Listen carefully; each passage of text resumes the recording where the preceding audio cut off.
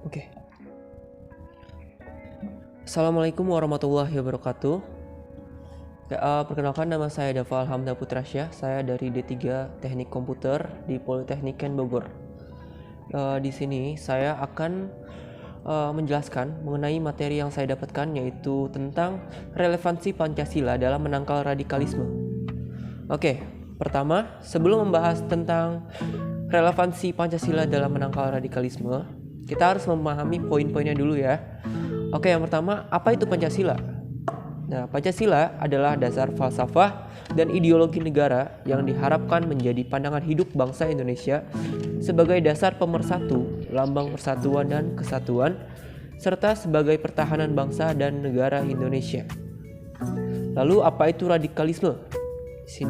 Di sini radikalisme adalah paham atau aliran yang menginginkan perubahan atau pembaharuan sosial dan politik dengan cara kekerasan. Oke, selanjutnya juga ada radikalisme juga adalah suatu paham yang menghendaki adanya perubahan, pergantian, dan penjebolan terhadap suatu sistem masyarakat sampai ke akarnya. Nah, lalu ada juga nih, radikalisme merupakan gejala umum yang bisa terjadi dalam suatu masyarakat dengan motif beragam, baik sosial, politik, budaya, maupun agama, yang ditandai oleh tindakan-tindakan keras, ekstrim, dan anarkis sebagai wujud penolakan terhadap gejala yang dihadapinya. Oke, nah sekarang apa relevansi atau hubungan Pancasila dan radikalisme? Oke, radikalisme bertentangan dengan Pancasila karena paham ini tidak sejalan dengan prinsip ketuhanan yang Maha Esa, prinsip kesatuan, prinsip kemanusiaan yang adil dan beradab, prinsip musyawarah dan keadilan. Radikalisme juga termasuk pada keadaan yang sangat bertentangan dengan prinsip demokrasi dan peri kemanusiaan. Oke, selanjutnya, radikalisme juga kerap dikaitkan dengan tindak terorisme. Tak hanya itu saja, paham radikalisme juga bisa memicu sikap intoleransi terhadap orang lain.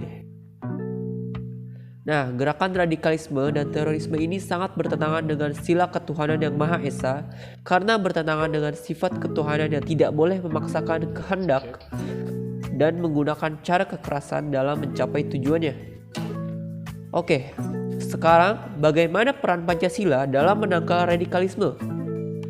Nah, Pancasila harus dijadikan pedoman dalam proses berorganisasi sebagai upaya benteng pertahanan untuk mencegah gerakan radikalisme, intoleransi, terorisme, dan lain-lain. Dengan begitu, Pancasila memiliki relevansi yang sangat tepat sekali saat ini sebagai upaya dalam merangkai rasa kebangsaan dan rasa keharmonisan.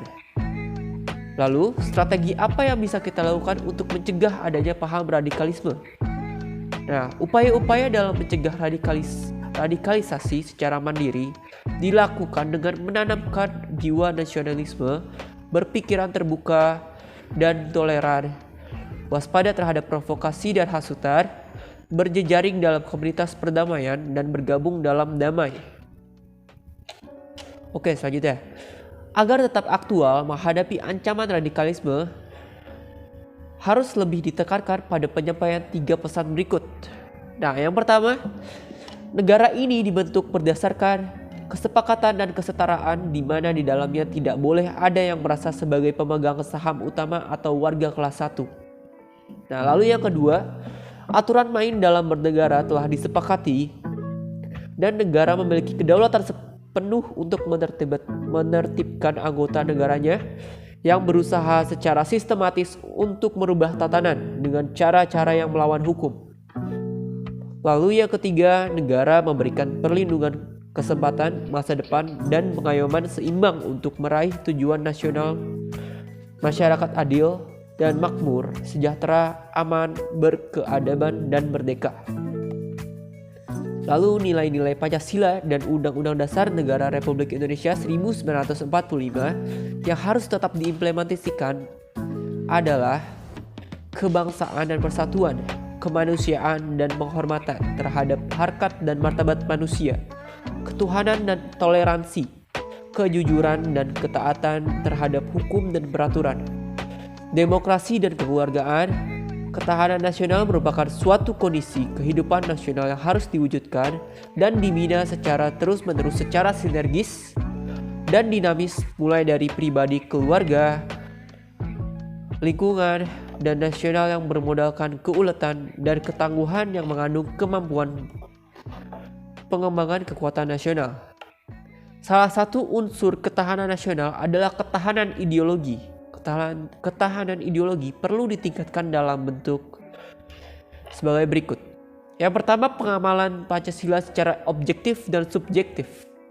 Lalu yang kedua ada aktualisasi, adaptasi dan relevansi ideologi Pancasila terhadap nilai-nilai baru. Lalu yang ketiga, pengembangan dan penanaman nilai-nilai Bhinneka Tunggal Ika dalam seluruh kehidupan berbangsa dan bermasyarakat. Oke. Relevansi Pancasila dalam menangkal radikalisme. Sekian materi dari saya. Apabila ada salah dan kurang, mohon dimaafkan. Saya berterima kasih kepada teman saya Sultan karena telah meminjamkan device atau perangkat selulernya untuk membuat saya menjadi mudah membuat video ini. Dan terima kasih juga kepada Bapak dosen Pak Dodi Komala karena telah memberikan saya tugas yang begitu cemerlang ini.